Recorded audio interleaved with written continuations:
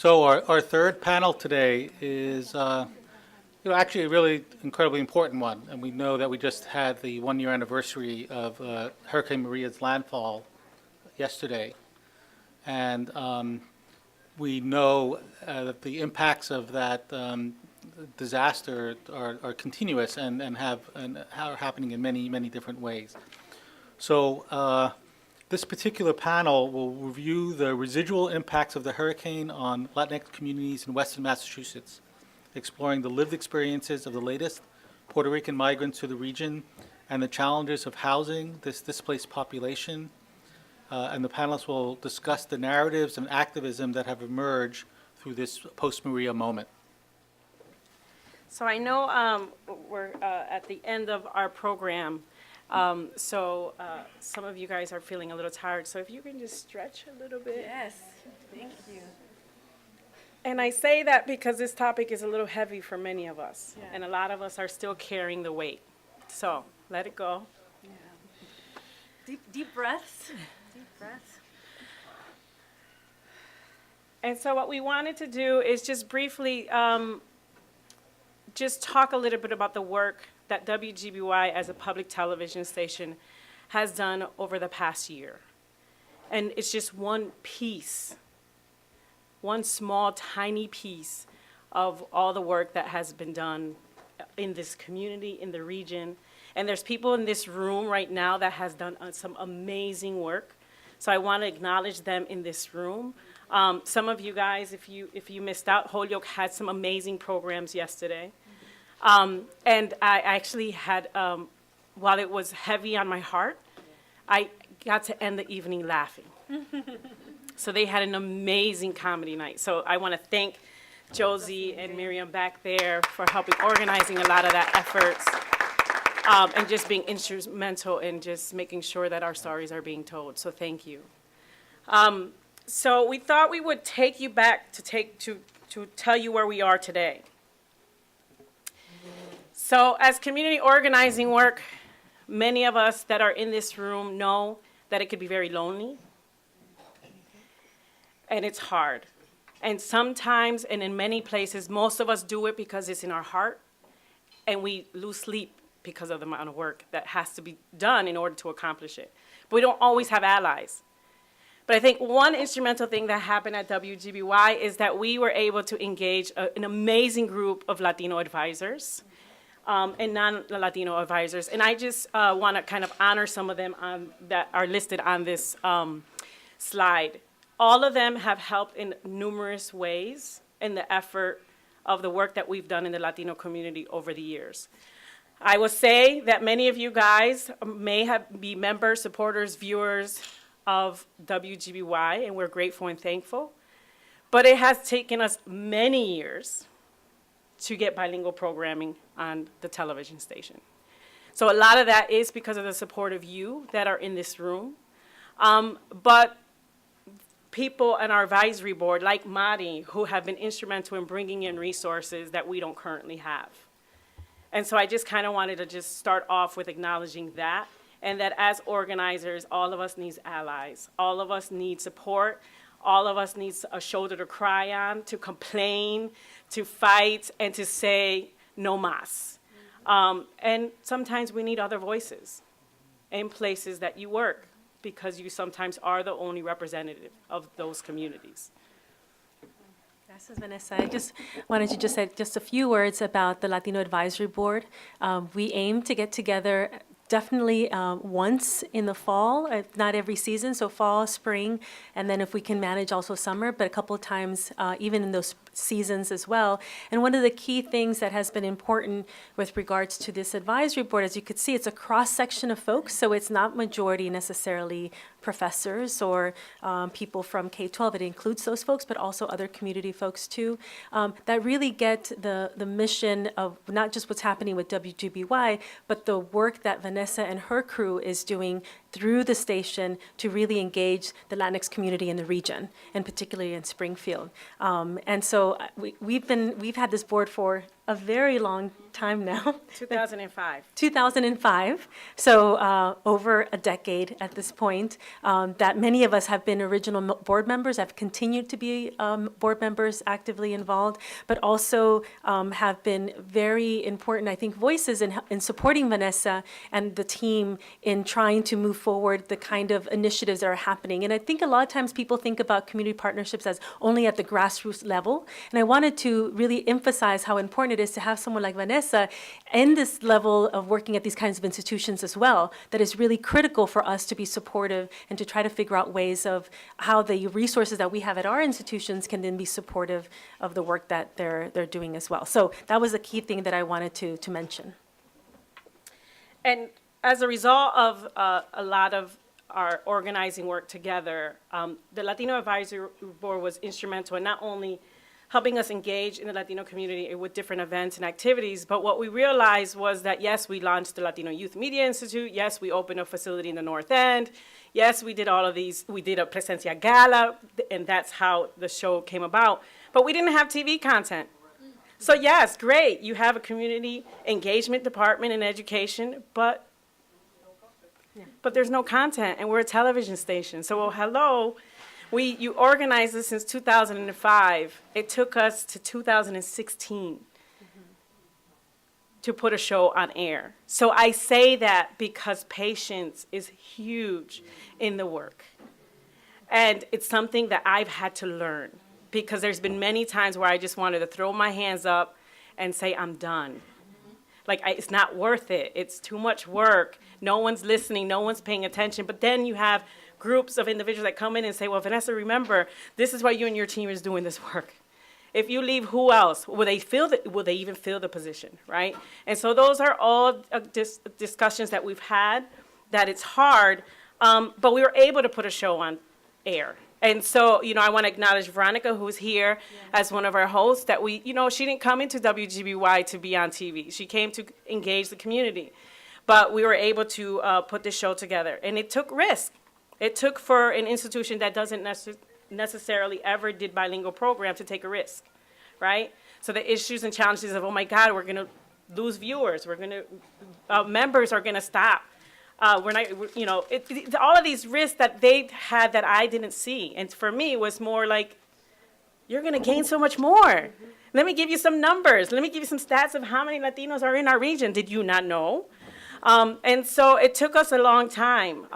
Can I say something really quickly? Yeah. Yeah, I also wanted to note in terms of the long-term relationships. I mean, again, these partnerships, they're not one-stop deals, right? You don't show up on one semester and you're like, bye. This is a long-term commitment that we're making. And that's the thing. Ese teléfono me está como que throwing me off.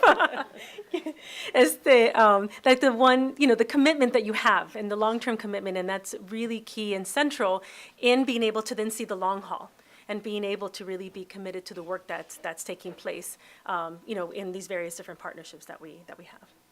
Yeah, and I just wanted to, since the topic is about Hurricane Maria, a year ago, I think because of the work that we've done for such a long time, it allowed us and the station to really take a risk, one that we haven't done before. And, my heart was really heavy.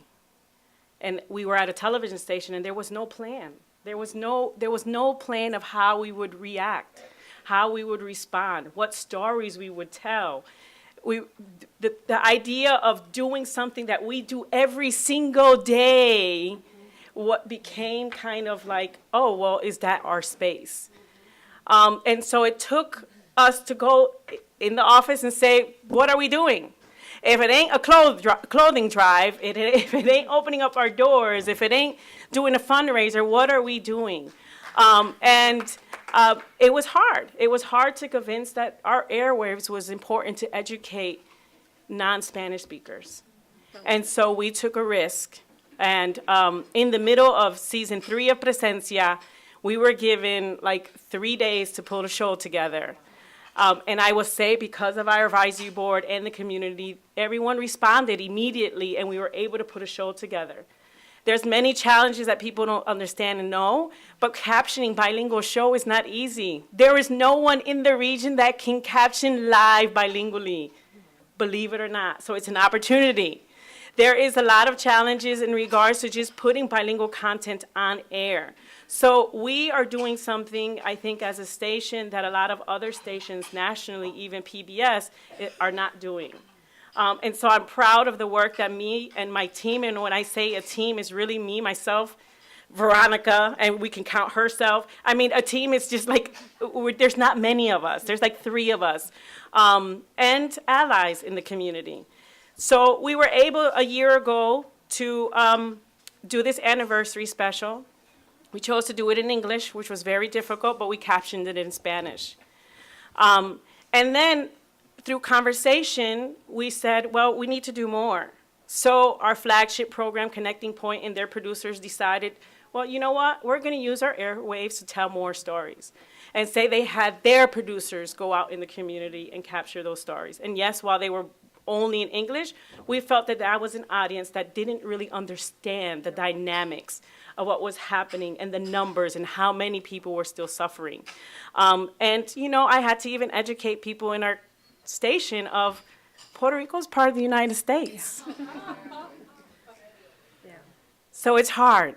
It's a hard job. It's not an easy task, but I think it has been very educational.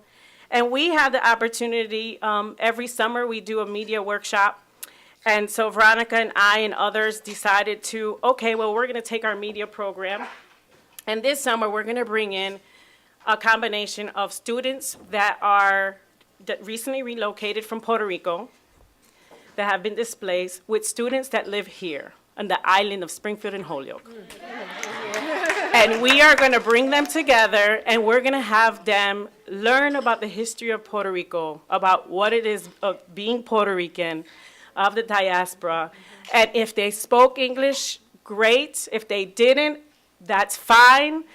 Between Veronica and I, we created a dual language summer initiative, and those students that are Puerto Rican that never been to the island of Puerto Rico had to practice their Spanish. And those that came here that didn't have really good English language skills had to practice their English. Even myself. So it was a great experience. We were able to take them on field trips at Hunter College, and you know, all of these things, but it all happened collectively. We also had the opportunity to read Sonia. They also had the opportunity to read Sonia Nieto's autobiography. If you haven't read it, it's a beautiful book, and so they had the opportunity to read that and meet with her and talk to her about that. And interview her, yes. She's Yeah, so we definitely had some scholars, and we did a lot of it. What we found as challenges was that, you know, we went into it as our past experience, the work that we've done in the past. But what we realized was that a lot of these young people were dealing with some mental, they needed to heal, right? And we're asking them to tell their stories and to kind of relive them. And so we had to kind of take a step back, and we had to sit there and we had to create spaces where that they were going to be productive today. And me and Veronica would have conversations, and it's like, it's hard. It's hard. How do we get them to be productive if right now they're the only people that are bringing income into their home for the summer? Because we made sure we paid them a stipend. So it's difficult to try to get them to tell their story, to be able to come to a space to learn new skills. When their mindset wasn't there, they're not knowing if they're going to go back to Puerto Rico or stay here, not knowing where is home, not knowing if I'm going to have dinner when I left here. So, you know, me and Veronica would strategize of like, okay, we just either I'm buying lunch, you're buying lunch, or it's the station's buying lunch. But we need to make sure that they leave here at least with one meal for today. And the challenges of I have to take public transportation. What? What does that even mean? So we went through a lot of emotions, I think, this past summer, but it's been amazing. And what I do want to do quickly is just show you, maybe we have only time for one. So let's just show. So first of all, look up Yeah. here. So we can send a link, but you're more than welcome to go to WGBY and look up the Hurricane Maria project, and you'll be able to see all of the digital stories that the young people produced. But I do want to leave you with one, just for the sake of time. And again, we want to just note that, again, there's still a lot of recovery efforts that are happening not just on the island, but also here in Western Massachusetts and particularly in the larger New England Northeast area, that a lot of families are still struggling. I mean, some of you know, FEMA stopped paying for some of the folks, and so there's actually a growing issue of homelessness that a lot of us are sort of becoming aware of, trying to grapple with. And so this is just one little piece of the larger sort of issues that we're engaging with, but that even the storytelling is not innocuous. It's important to document it and to make sure that they get seen and recognized.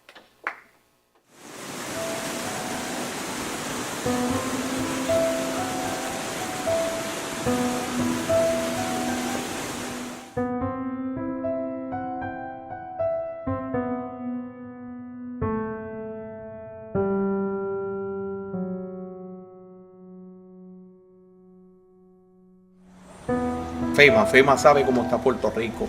Y aquí hay un montón de casas todavía que aún más las estamos viendo a diario en las noticias.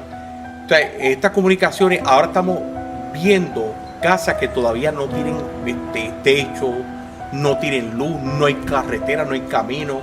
Hay personas que han perdido terreno porque se fue una avalancha de terreno y ahora tú no sabes cuál es tu colindancia ni nada. Así que Puerto Rico todavía no se ha levantado. Trabajamos con niños con distintas condiciones severas, pagando los deducibles de medicamentos, laboratorios y tratamientos médicos.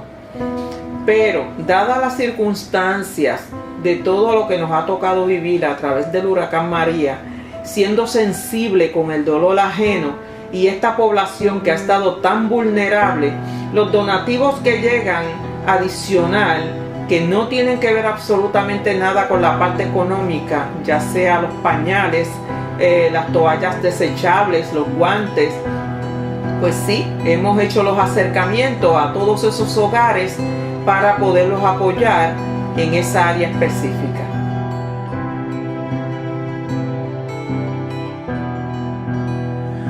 Fíjate, ese lema cansa, porque eso fue un lema para ayudar y motivar, pero nosotros que tenemos que seguir trabajando, wow, es fuerte, porque Puerto Rico sigue trabajando, la deuda está, ningún banco se apiadó de ti, ninguna institución del gobierno se apiada de ti, aquí te cobran los intereses, las contribuciones como quieras, y si no pagas me quedo con lo que tú tienes, sencillo. Ve al pueblo Macao, el pueblo Macao no tiene mall, el pueblo Macao no tiene tiendas para tú salir a despejarte la mente, a comerte un mantecado, sentarte con tu familia, no. ¿Sabes? El mismo pueblo está en un deterioro terrible. Aquí no hay nada, tienes que irte a otros pueblos, a Fajardo o a Cagua, a Junco, a distancia. Todos los seres humanos que de alguna manera u otra se afectaron, realmente hay que reconocer que lo que necesitan es el apoyo de todas esas organizaciones que estén en condiciones de tenderles sus manos.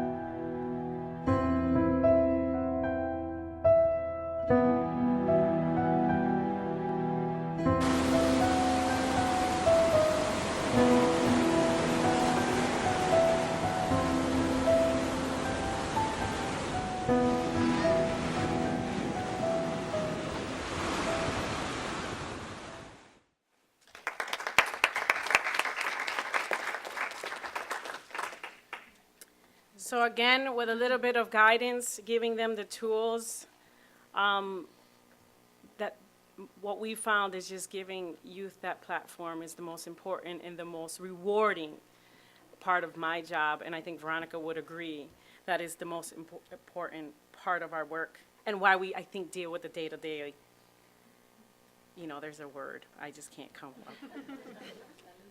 Yeah. So I heard I have time to show one more. And so this one is about a young lady that lives in the island of Springfield and never been to Puerto Rico.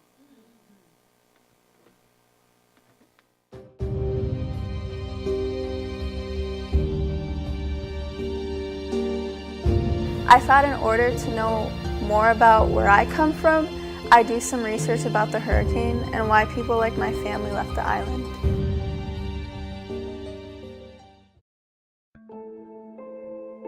Even before the hurricane, close to 1 million people left the island from 2010 to 2016. This could have been because of Puerto Rico's debt crisis, better economic opportunities, education, poverty, or other reasons depending on the individual. These problems become a lot more prominent after a hurricane damage. The entire power grid was completely shut down. It was built in the 1970s, where the minority of Puerto Ricans live, and had little improvements made over time. This is important because Puerto Rico was left in the longest blackout in US history and the second biggest in global history. People had no power for around 10 months, and some still don't even have power right now. This left families that lived on the island with little resources and 92% of hospitals affected. Close to 5,000 people died due to the effects of the hurricane, according to a recent Harvard study. In fact, around 135,000 people left Puerto Rico to come to the US just 6 months after the hurricane hit. 135,000 people may not seem like a lot, but that's the size of a whole city and more than the people that attend the Super Bowl. These families migrated to mostly New York, Texas, Connecticut, Massachusetts, and even Pennsylvania. You might even know one of these people. So keep in mind that when Puerto Ricans, as US citizens, come to your community, they still have to face the challenges of adapting to a new environment. They will have to adapt to the cultural, social, and economic changes while even encountering language barriers and discrimination. This shows that migrating might not be something Puerto Ricans want to do, but rather something they feel they need to do.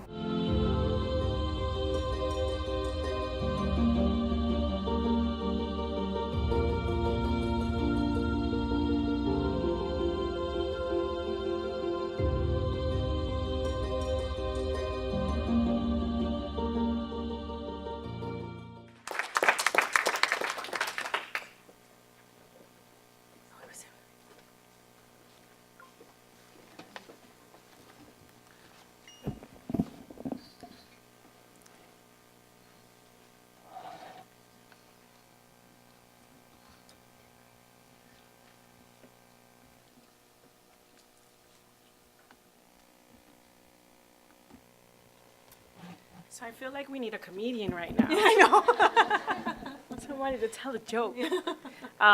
So while Joseph just sets this up, our intention was not to leave you with a heavy heart, but it's to really send the message of the power of storytelling and how all of us in this room have a story that we can share. And it's why we do Presencia. It's why we do the work that we do at WGBY and why we need all of your support.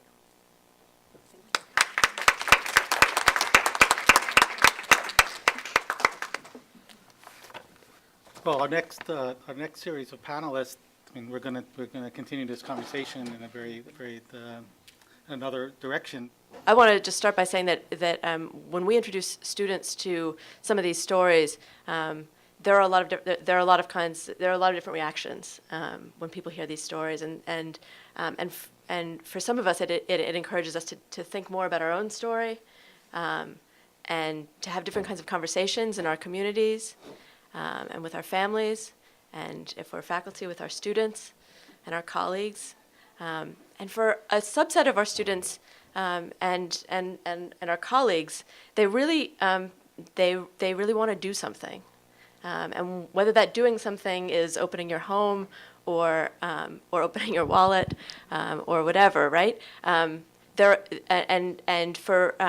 us in the Department of Anthropology and in the UMass Alliance for Community Transformation, I work with students who are really invested in social change and are really interested in power and learning more about how power works and how to address some of the structural inequalities, the ongoing colonial relationship that characterizes what happens in post-disaster, the sort of disaster capitalism that creates these conditions that shape our stories, right? And and one of the things and the resource that I have found to be the richest for engaging people and for my own learning about how to shift power has been base relational style community organizing. So I work with community organizers who are engaged in sort of ongoingly building relationships with both institutions that anchor communities and with community leaders, and building up community leaders' capacities to understand how power affects those communities, so that they can intervene when they decide to come together to make change. And so I want to sort of I think that that an instance like this is an opportunity to sort of show how that actually looks when a community comes together. What do we mean by community organizing, and what do we mean by social change work? What are the details of that?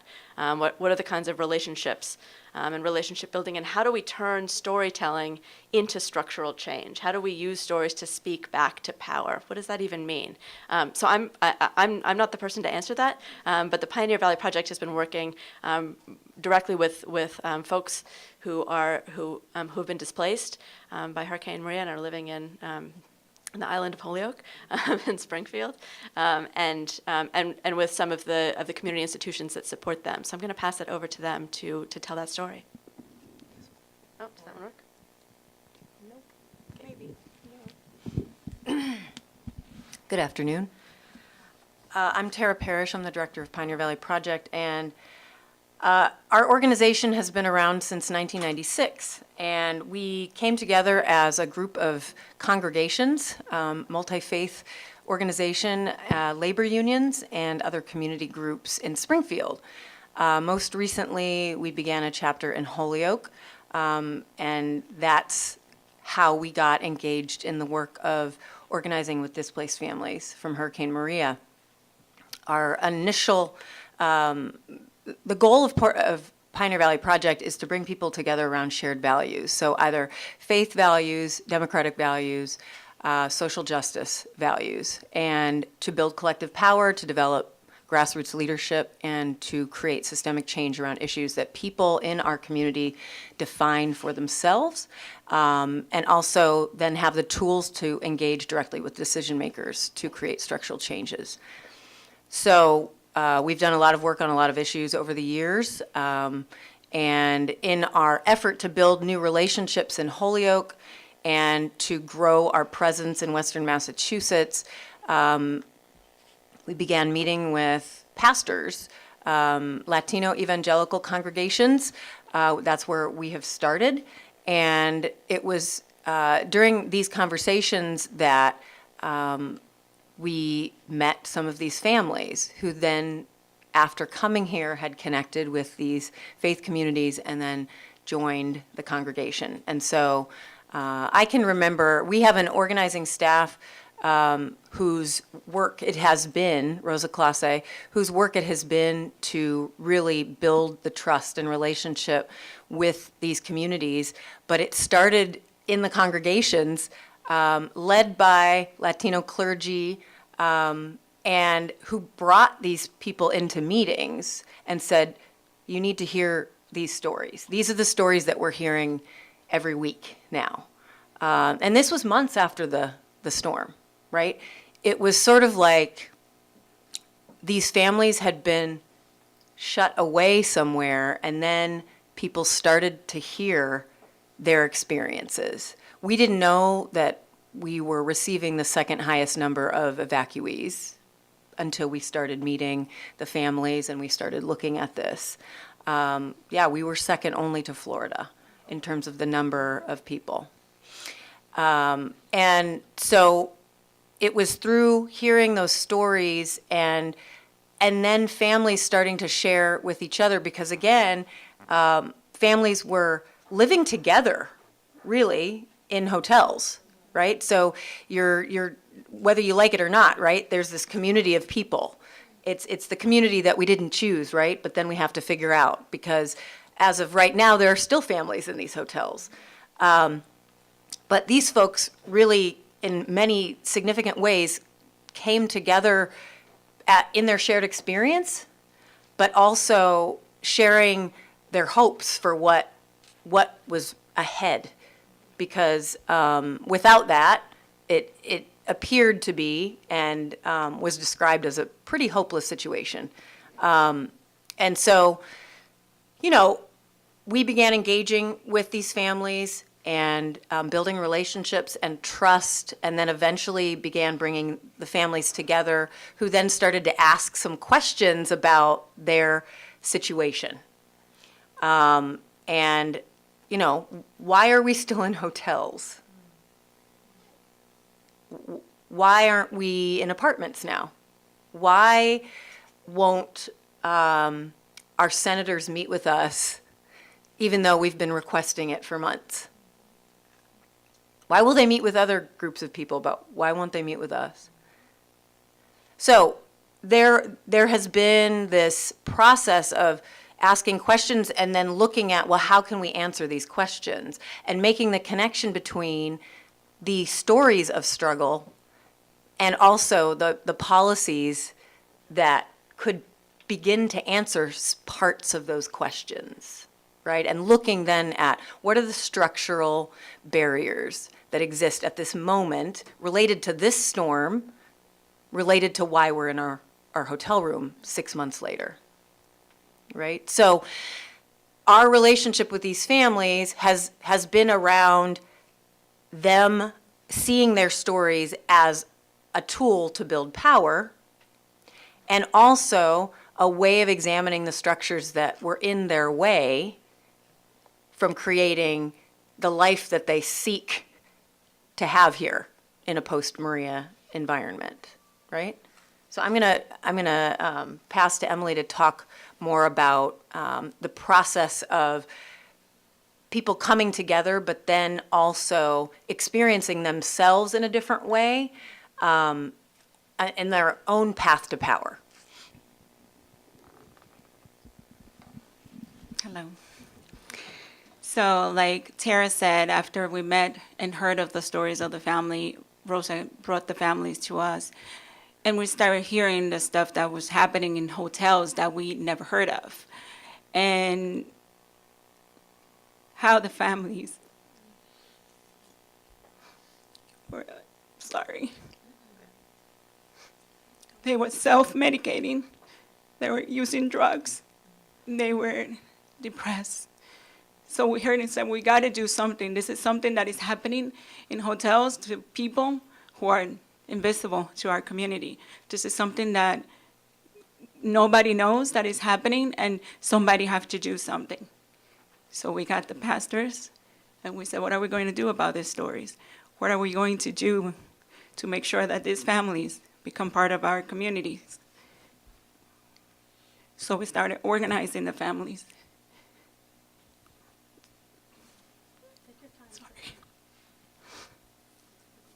Sorry, I work really close to them, and I have seen and I know a lot of the stories, so sorry that I get emotional, but. So we organized the family, and we decided that it's time to make sure this family come out of the hotels, and then they go into permanent housing, and they have a normal life. So we started requesting for meetings with our elected officials. We did a big action in Holyoke, and we invited almost everyone, and all the city councilors from Holyoke and Springfield, where most of the people are, or the Latinos, Puerto Ricans, and other are, and we invited state reps, which most of them didn't show up. And those who show up, some of them were really supportive, like Josie that's here, and Nelson Roman, of course. And others, like, sent their staff and didn't have an answer for the families of how they were gonna help them and if they were gonna fight for these families. And at that moment, we decided that we needed to register all these families to vote and make sure they have a say, and they make sure they put people in seats that will work for them. So after that meeting, we decided to continue to escalate into different areas. And we requested a meeting with our elected officials, Elizabeth Warren and Markey. We were denied. So we took the families to downtown Springfield and say, if you don't come to us, we're going to go to you, and we're going to make sure you hear the stories and you know what these families are going through. We continue to request meeting, and we continue to ask them to be champion and to fight FEMA and to make sure that they will tell FEMA to continue to support this family, because they were going through extension to extension. And every extension that was coming up, they were like afraid to be homeless. They were scared what's going to happen to my kids. They have a lot of kids with disabilities. Most of the kids who have come from Puerto Rico, they have like a 40% of them have some special needs. And we continue to ask them to be champions, but they continue to push to the side and like, yeah, we're already doing what we need to do. Like, we're already fighting for them, but they were not fighting enough. They were not doing enough for these people, because it cannot be possible that from September, and we're now, at that moment, it was like around May, right? May, and this family were staying in hotels. And they didn't know much about this family. They didn't know the numbers of families that we had. And at that moment, we had like 180 families already in hotels, thus that were registered. Who knows how many more were staying with relatives. And at that moment, we got tired of asking for meetings with them. And the staff will always say, oh, the senators are not around. Oh, the senators cannot meet. So I was like, okay, then we're going to go to them. So we took 100 families. We got 100 people, not 100 families, 100 people, put it in a bus, and we drove to Washington. And we went there, demanding. We put it together within like 3 days. We're like, okay, then you're not going to meet with us. Then we're going to show you the power that these people have. We're going to take them to Washington, and they're going to speak to you directly, and hopefully you're not going to say no. And we got those meetings. We met with state reps. We met with Elizabeth Warren. We met Markey. We met everyone, like Richie Neal. Everyone who was there, they wanted to meet with us now. It's not just saying, oh, we want to meet with this person. They were like, yeah, we had time. We can meet with you guys. Gave him a photo op. Yes. So at that moment, the families were taking control of what was happening. The families were leading those conversations at the table. We make sure that every single family had an opportunity to speak to a different elected official. So they took the control. They asked the questions, and they asked them directly in their faces. Are you going to fight for me? Are you going to make sure that I'm not homeless? Kat was there, so she can talk a little bit more about it. Hello, everyone. My name is Kat. Thank you, Emily. First, I want to just talk about, how I was introduced to PVP. And I was taking a class called Grassroots Community Organizing. Within the class, Grassroots Community Organizing, I was introduced to PVP because it was within one of my group's project. And let me tell you, I was wowed and astonished by how dedicated the people of PVP. They had the most integrated way to put themselves within a community and allow them to find and build their own voice. So I guess I'll talk with when I love them so much in what they're doing. I love them so much in what they're doing that I interned from May, the end of May through the end of July. I accompanied them to Washington, D.C., and I was there the first day. They told me, okay, Kat, you have to get these buses, call every single one of these people and give me quotes. I was like, okay, trying to, they're just giving me so much responsibility for something that was not only near and dear to my heart, but they had actual like people behind it. All the families that I grew so close to. This beautiful little girl. I'm not going to tell her name, but she was, I talked to her very personally, and I built such a relationship with her and her family.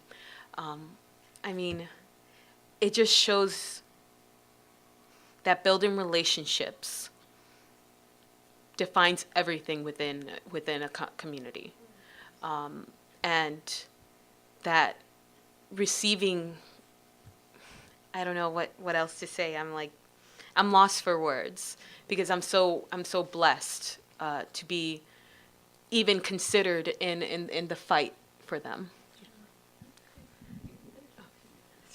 That's fine. Thank you.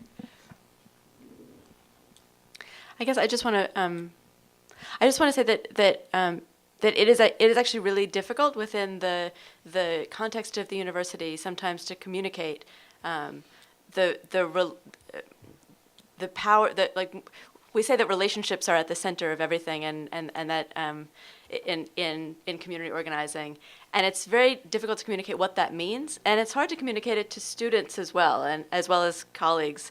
But the relationship between story and voice and collective power is something that community organizers are really adept at building, at helping people to come, at shaping spaces and structures for people to come together and realize they're not alone and understand how power works and why they're suffering, understand that it's not them,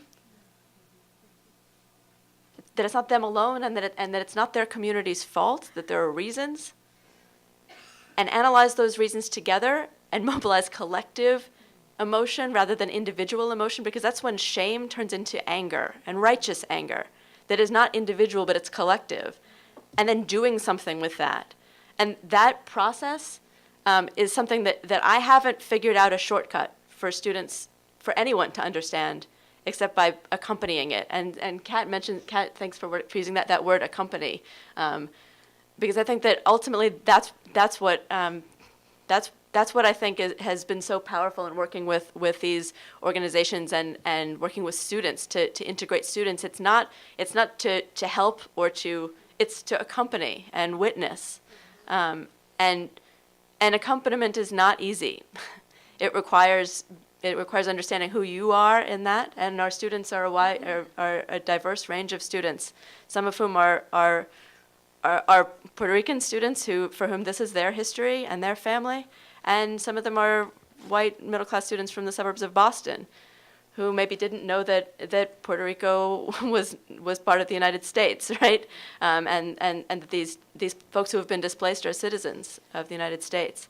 And who they are is really different, and you can't run from yourself when you're doing this work, when you're talking to other people, when you're learning how to listen deeply. But I want to pass it back to Tara to talk about the end results of this, and it's not over, but the interim result. What does going to DC and mobilizing this kind of power lead up to? What does it all mean? So, of course, yesterday there were many remembrances of the one-year anniversary, and we were in Holyoke with the pastors, with many of the families, talking about how struggling together has been a really important part of this journey, but that the struggle is not over. And this has been an experience, and I can say this as someone who's not from the Puerto Rican community, that I have experienced the sense of that there really is this idea of tiered citizenship. I mean, I've never seen it so clearly as I have in this experience. But I also want to say that in the process of these families sharing their stories and building a narrative that's not just about those poor people who lost their homes, but we're Americans, we want a future, we want what every other person wants, right? We want our family to be safe and secure, and we want to move forward.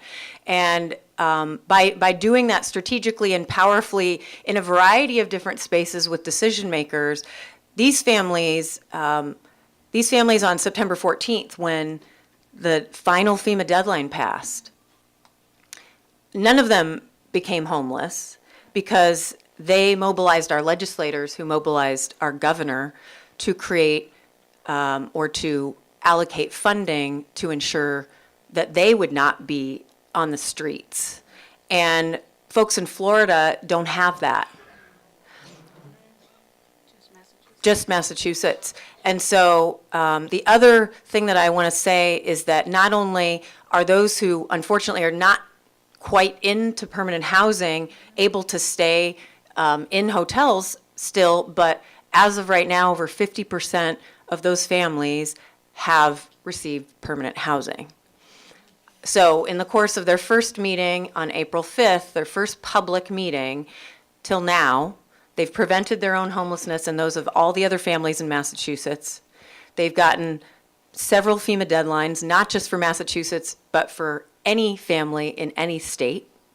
And they've also accessed hundreds of thousands of dollars from the Commonwealth to ensure that they not only remain housed, but that they can access resources to access permanent housing. And so this isn't just a story of struggle, this is a story of hope mobilized into collective power. And now, you know, the struggle isn't over, but it's a worthwhile struggle.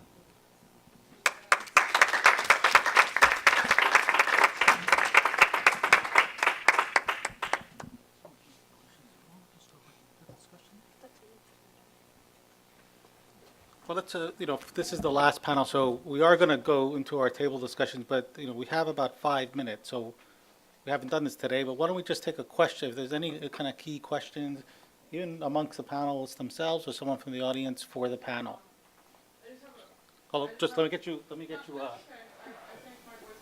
Yeah. I just have a quick comment and an addition about kind of other states. Josie Valentine, Holyoke, City Councilor, I work at ATC. I was just at a emergency preparedness conference in Florida that I got a full scholarship to attend thanks to an organization called NALEO, which is the National Association of Latino Elected Officials. And there were a lot of folks there actually from Orlando, which Florida received, I think it was the #1 state at this point in terms of the influx of displaced families after Hurricane Maria. The number was something like 300,000 people by the time they had stopped counting in, like, I think it was December, some insane number. But anyways, so this woman was there from Orlando, and she's an elected official there, and she said that basically when the last FEMA deadline expired, what they ended up doing was, because they didn't have what we got with Governor Baker, what they ended up doing was basically like reaching out to a collaboration with like the Hispanic Federation, and every family got $1,000. Well, if you do the math, $1,000 is not really a lot, right? So I'm in a room of elected officials and they're celebrating that families got $1,000, and I'm looking at them like, did you all have your coffee this morning? But it just shows how, again, I think it was Tara that mentioned the whole tiered citizenship. I mean, we don't really need further proof of that other than Hurricane Maria. I mean, and our good friend Carmen Julian Cruz, the mayor of San Juan, says we can no longer hide behind piña coladas and palm trees, and that is a perfect analogy because those of us who are Puerto Rican and who know our history and the painful history and the fact that Puerto Rico is a colony and everything that comes with that.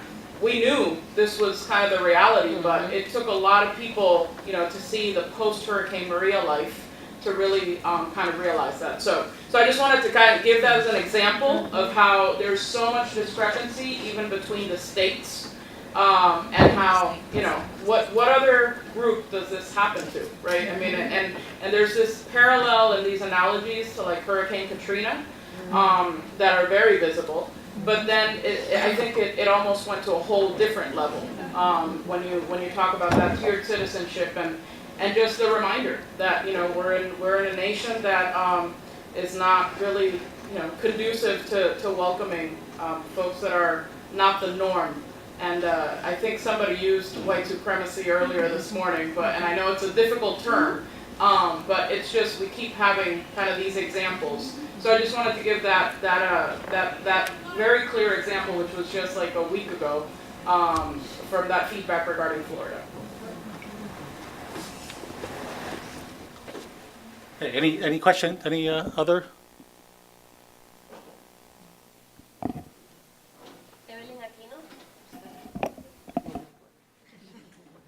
I think something to take into deep. No,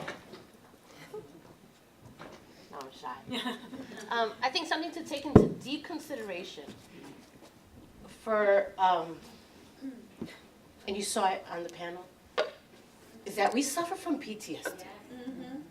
This is not something that just happened and it just went passing. These are human beings, and we are all complacent in this system. What are we individually doing about it? It's not about what we do with these people. What are we doing in our daily lives to change the systems that created this and that continue to create this? Because as a Puerto Rican going to college and I see the stats, I'm like, why are the Puerto Ricans at the bottom of everything? Every social ill.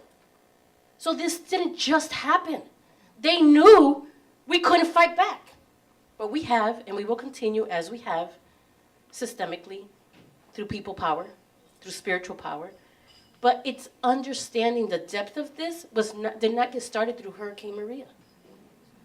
This has been systemic. And it's not just with us. So it's about that level of praxis.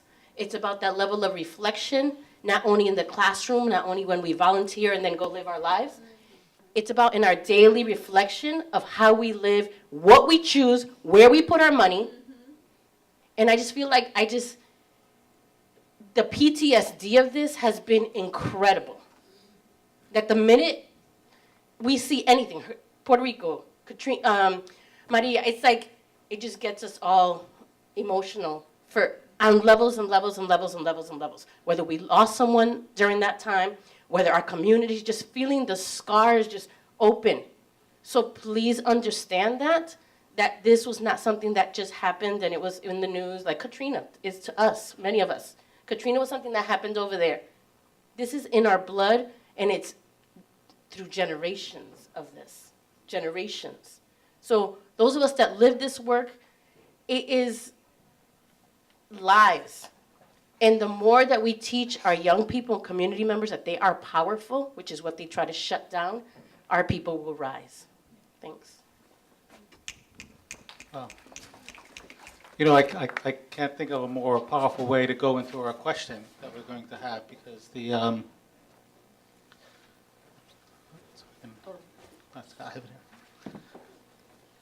because it really addresses that very directly, right? So the question that we want to have for this kind of dialogue session now is, you know, what can we do to support Puerto Rican climate migrants and other Latinx communities relocating to the region to become active agents in their new communities? So I think that, you know, in a way that's the call to arms. And so I think in this kind of conversation now that we're about to have, you know, let's write it out. Let's plan it out, right? You use the cards and then we can put them up, because I think there has to be an action plan, you know, for dealing with this moment. And I think that, and we're all involved in it, and we all can be agents. So that's the question. Repeat the question. So the question, what can we do to support Puerto Rican climate migrants and other Latinx communities relocating to the region to become active agents in their new communities? Right? And, you know, and you can kind of take that from any perspective, any point. You know, that means, what do you do as an academic? What do you do as a community member? What do you do as a student? What do you do as a staff member? You know, as a librarian, as a postman, as a, you know, whatever it is you're doing. What role can you play in getting to the change that Evelyn is just kind of urgently described as needed? So, you know, like the tables can get a little bit more denser. Maybe people can join. If you're only at a table with one or two people, join one of the other tables, and same routine that we've been having all afternoon. So just have that conversation, write out those cards and put them up, and we'll say a couple of words before we move on to the transition to the last part of our day today.